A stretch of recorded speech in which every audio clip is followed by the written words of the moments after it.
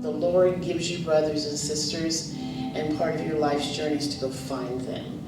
And you find them by stories. And I'm so grateful to Gladys because she opened my eyes to that there are people out there that are kindred spirits. And it's up to me to find them. And once I find them, I never let them go. Gladys said that you were her apprentice for 2 years, and then actually pretty quickly you turned around yourself, were selected as a master artist to teach Sheila Plummer. So the question I'd like to ask you first is, what motivated you to learn to be a storyteller? Well, I think that watching Gladys and thinking, oh, I want to do what she does, and I couldn't. I mean, if you've ever seen Gladys tell stories, and she's such a big presence, and she does all these wonderful things, and I found very quickly I can't do this. But I do and did want to tell stories. And so that was really kind of an interesting experience, trying to figure out what kind of stories I liked and how to tell them. But it was, I mean, Gladys is a tough act to follow, trust me. Oh my goodness. And so, but she was very kind and she was very patient in teaching me how to do stories. And then I decided I wanted to be a performer. That lasted about 3 weeks. I actually went from place to place, hotel to hotel, and I discovered quickly I liked my home, my house, my things, and I was more content telling stories with my students. And that's where it kind of blossomed out, because then the storytelling became integrated into my art curriculum. And from the time that I became a master till 2013 when I retired, I had over 12,000 student storytellers. And that was a lot of fun. I want you to do 2 things. Tell us about your apprenticeship, so sort of what did that look like? And also, what was the most important thing that you learned as an apprentice in the program? We would meet together and I would listen to stories. And I wanted to say I learned, but again, if you've ever seen Gladys perform, you're just like this. You're just glued to her. And so I had to teach myself to listen as well as learn. And there were 2 stories, The Walnut Eater and When Animals Could Talk. They were kind of, I'd say, legacy stories. Loved the one, The Animals Could Talk. Didn't like the other one. But it was difficult in the beginning to figure out how to tell the story, particularly a story that you didn't care for, and to do it well. I had to discover my own genre. And my 2 favorite are family stories and horror stories. And those are stories that I can actually tell and tell with a lot of fun, and I feel the story. And if you're going to tell a story, it has to come from within. It's not good enough that you can just tell the story because it's just words. But if you were watching the 2 previous storytellers, the stories came from the heart rather than just from the mind and the mouth. And I think that's a great, huge piece of learning to be a storyteller. You mentioned to me specifically when we met before that you had been sort of, I think, a military brat and moved around quite a bit, and you didn't maybe feel like you had that connection to family previously. And my grandmother, I'm sure knew your 2 grandmothers. My grandmother was my connection, and she kept me totally anchored with the rest of the family, which is a good thing. But you know, when you spent most of your life, early 20 years of your life in Western Europe, it's kind of tough to have a good relationship with the rest of your family. But my great-grandfather discovered that if anybody was going to carry on the family history, it would be me. I'm the oldest of 125 great-grandchildren. So, and his grandchildren and his children decided they didn't want to learn the family history. So I kind of I was given the gift.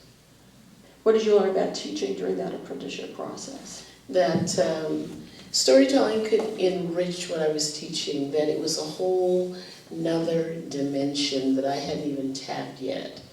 And so by injecting what I was teaching in discovering different cultures and different stories, different kinds of literature, I enriched my students' lives as well. We heard about the apprenticeship with Gladys. What was it like to switch roles and to teach Sheila? Well, I can tell you, we had a rocky beginning because we always had too much fun. And so initially it was kind of tough teaching her because she herself is a very magical, bubbly person. And so I had to say, okay, Sheila, you need to learn this story. And she began to explore more different kinds of stories. She's a special educator. And so we used to sit and talk about our students and how we could enrich their educational experiences. And before you know it, we were tandem telling together. And some of the stories that we used with students were phenomenal because those same students were unreachable. At least that's what all the other teachers said about them. But they were listening, they were participating, they were actually closet actors and actresses. And that was a plus, so that yet again is another whole dimension of storytelling. So we both had to settle in and learn the stories, and then she began to discover her own stories. And then we discovered also that our grandmothers knew each other, our family members knew each other, and it took off from there. Was that the most important thing that you taught her, was to discover her own stories? Again, she was like me. I gave her a name to what she'd always heard. I'd always heard these stories from family, as she did, but we never thought about it as being a traditional art. They were just the old people talking. Sometimes we listened, sometimes we didn't.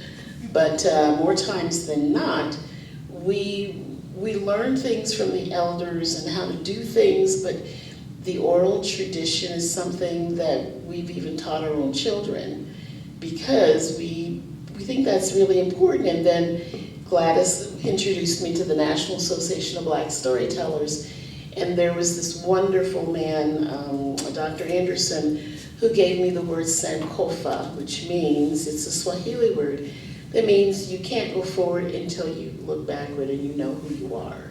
What does the Master Artist Apprentice relationship mean to you? It's a two-parter, then and now. I think that Gladys was the person to plumb the well, to actually make me understand that there's more wonderfulness in the well. And so that's the beginning. And so now I see stories all around me. I love to sit and just listen to other people, just to be still and to hear their life's journeys and their experiences and then share them where I can. Whereas before they were just people talking. And very selfishly I listened to my family stories, but now I'm intrigued by other family stories and other experiences, and just looking, as I say, around, even people who aren't saying anything, it's still a story. The whole process, for me, was a journey of discovery, who I am and what are all these stories that my grandparents told me, what does it mean? And the oral tradition, for me, is a history of an individual that you have to go ahead and pass on. And so I think that if nothing else, I think that oral tradition, storytelling, is kind of a signature of humanity. Okay. She brought out this box of coin covers. I spent probably 3 weeks counting all those coins. And I said, Grandma, what are you going to do with these? These for your college education. See, you're going to be the first one to graduate from college. What, Grandma, why? Because education going to be your key, baby girl. I only got me an 8th grade education, but you going to do more.